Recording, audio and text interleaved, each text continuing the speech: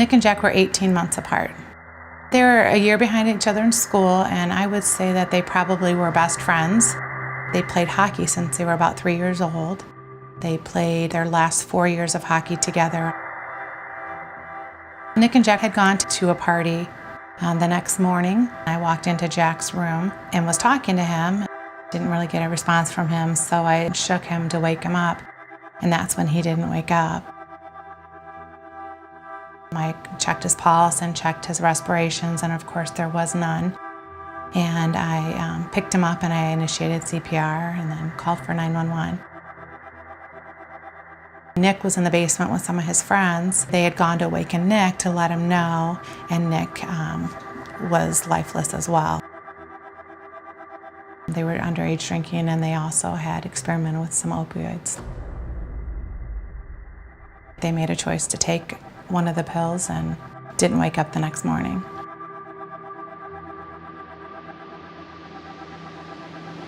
I still can't believe that they would make choices that they did that night. This can happen to anybody. No families are untouchable. The challenge posed by addiction in Indiana today is enormous and unprecedented. Opioid abuse is at an all-time high. Abuse of other substances is rising at an alarming rate. Alcoholism continues to shatter families, and the size of the problem is rivaled only by its complexity.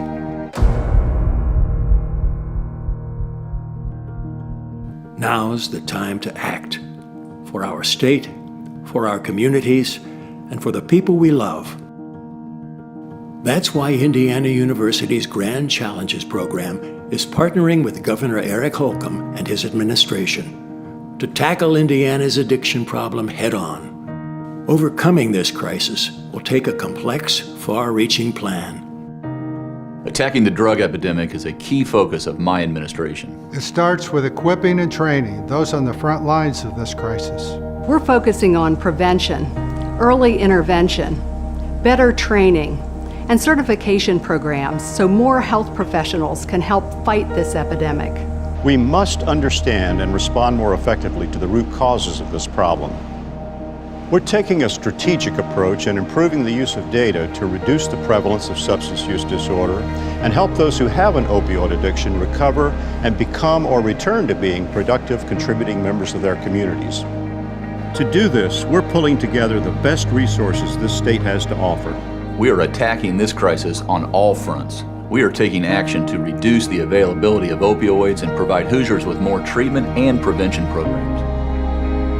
We need to understand not only the science behind addiction, but also the policy and economic issues that affect it.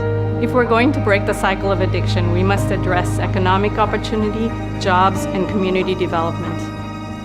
It will take teamwork, including local communities across our state. Working together, we are expanding partnerships and introducing new resources that will help end this crisis. These areas of focus will reach families across our state and help those who need it most. Critical change, life-saving change, so that Hoosiers everywhere know that help and hope is on the way. Where there's hope, there's a chance to save lives.